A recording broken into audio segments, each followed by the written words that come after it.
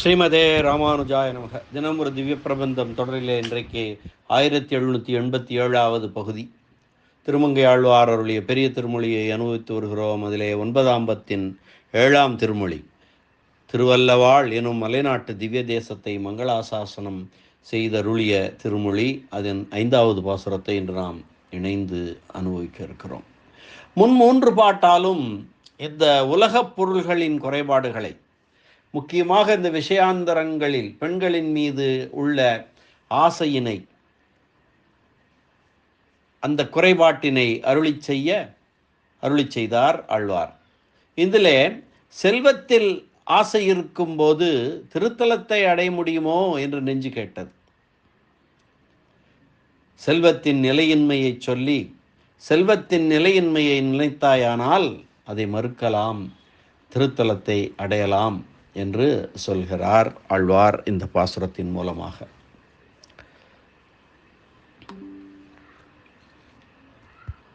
மஞ்சுதோய் வெண்குடை மன்னராய் வாரணம் சூழ வாழ்ந்தார், துஞ்சினார் என்பதோர் சொல்லை நீ துயர் எனக் கருதினாயேல். நஞ்சுதோய் கொங்கை மேல் அம்கை வாய் வைத்து, நஞ்சுதோய் கொங்கை மேல் அம்கை வாய் வைத்து அவள் நாளை உண்ட மஞ்சனார் வல்லவாள் சொல்லுமா வல்லையாய் மருவு நெஞ்சே. மஞ்சுதோய் வெண்குடை மன்னராய். மஞ்சு என்றால் மேகம் என்று பொருள். மேகமண்டலத்தளவும் ஓங்கி இருக்கக்கூடிய வெண்கொற்ற குடை மன்னர்கள். மஞ்சுதோய் வெண்குடை மன்னராய் வாரணம் சூழ வாழ்ந்தார். வாரணம் என்றால் யானை, யானைப்படை. வாரணம் சூழ வாழ்ந்தார், துஞ்சினார். துஞ்சினார் என்றால் இறந்து விட்டார் என்று பொருள். துஞ்சினார் என்பது ஒரு சொல்லை நீ துயரெனக் கருதினாயேல்.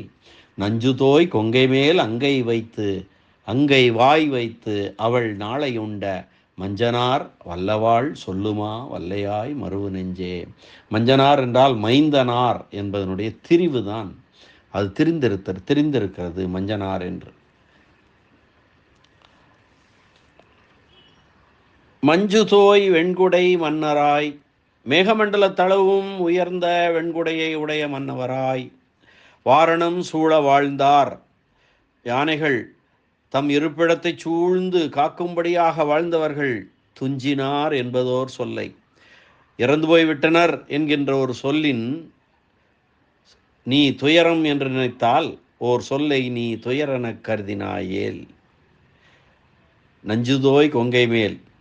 பூதனை அவளுடைய கொங்கைகளிலே நஞ்சினை தோய்த்து கொண்டு வந்து, அசோதை பிராட்டி போல வந்து குழந்தை கண்ணனுக்கு பாலூட்ட வந்தாள் அல்லவா, அதைத்தான் சொல்கிறார்.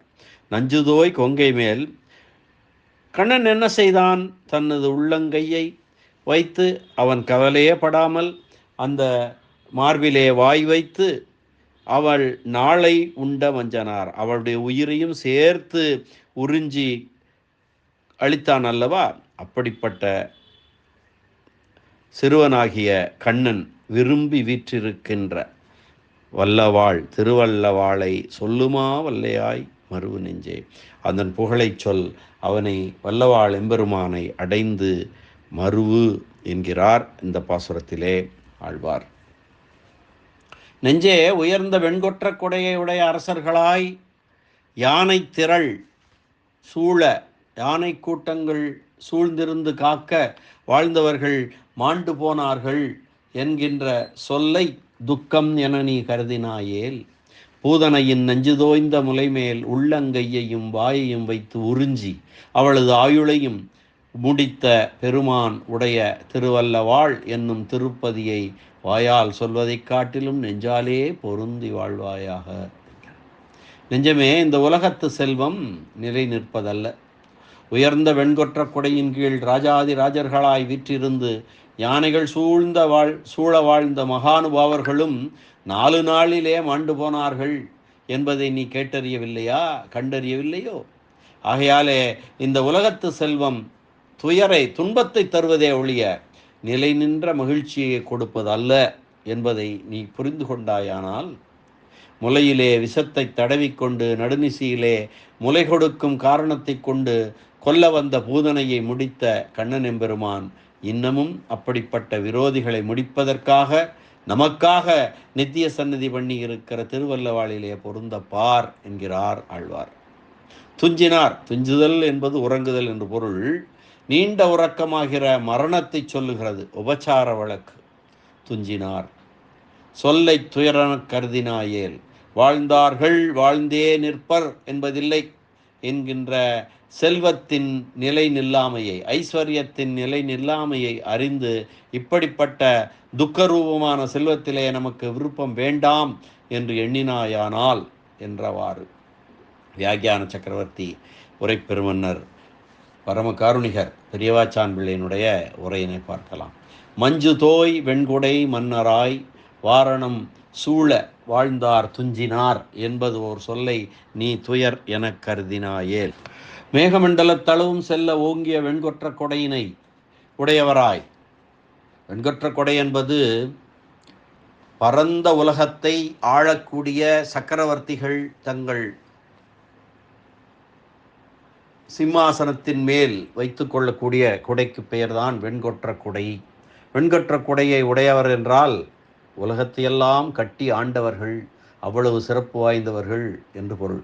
அவர்கள் அப்படி வெண்கொற்ற குடையை உடையவராய், திரள் திரளான யானை அணிகளை உடையவராய் வாழ்ந்த மன்னர்கள் எல்லாரும் ஒரு நாள் இறந்து பட்டார்கள் என்று உலகிலே கூறப்பட கேட்கும் வார்த்தையை கேட்டு, இந்த உலகியல் செல்வ வாழ்க்கை அழிந்து போவதனால் துயரம் தருவதே என்று நீ உள்ளத்திலே கொண்டால், நஞ்சுதோய் கொங்கை மேல் அங்கை வாய் வைத்து அவள் நாளை உண்ட மஞ்சனார் வல்லவாள் சொல்லுமா வல்லையாய் மறுவு நெஞ்சே.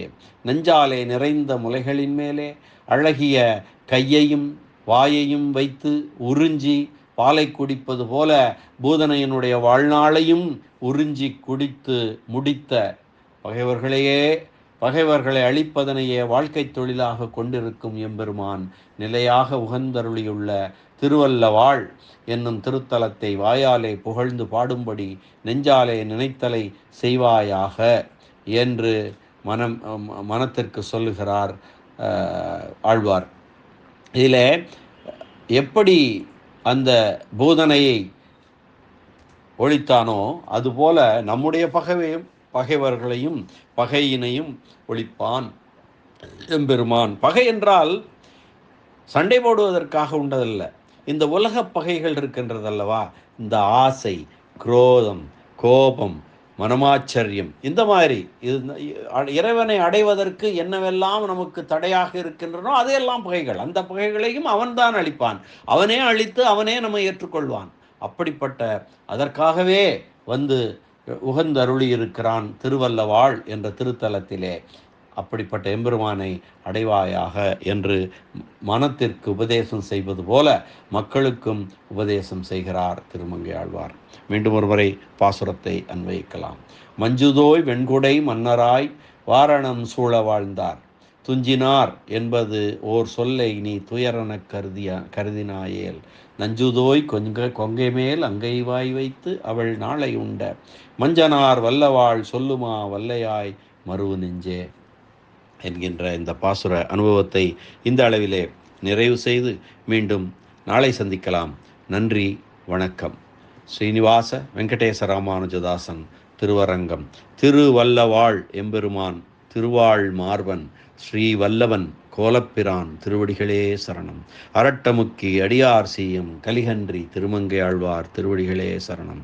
பரம காருணிகர் வியாக்கியான சக்கரவர்த்தி அபயப்பிரதராஜர் பெரியவாச்சான் பிள்ளை திருவடிகளே சரணம்.